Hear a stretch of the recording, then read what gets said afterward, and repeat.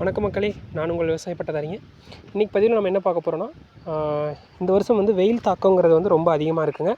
மழை பொழிவுங்கிறது வந்து ரொம்பவே கம்மியாக இருக்குது.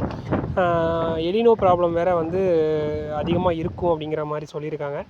வெப்ப தாக்கம் வந்து அதிகமாக இருக்கும் அப்படின்ற மாதிரி சொல்லியிருக்காங்க. வெயில் அதிகமாக அடிக்கிறதுனால வந்து நிலத்தடி நீரோட அளவு வந்து குறைஞ்சிட்டே போயிட்டுருக்கு.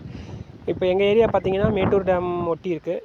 சேலம் மாவட்டம் மேட்டூரில் டேம்லேயுமே வந்து 2 வருஷத்துக்கு அப்புறம் வந்து இந்த வருஷம் தண்ணி வந்து வேகமாக குறைஞ்சிட்டே போயிட்டுருக்கு. கிட்டத்தட்ட இப்போ வந்து 60 அடி தண்ணி தான் இருக்குங்க. அதுவுமே இன்னும் ஒரு மாதத்தில் வந்து 30 அடிக்கு போகிறதுக்கான வாய்ப்பு இருக்கிற மாதிரி தான் தெரியுது. குறுவை சாகுபடிக்கு கூட இந்த வருஷம் வந்து டேம் திறக்கல. அந்தளவுக்கு வந்து நீர் பற்றாக்குறை வருங்கிற மாதிரியான அச்சம் வந்து இங்கே இருக்குது.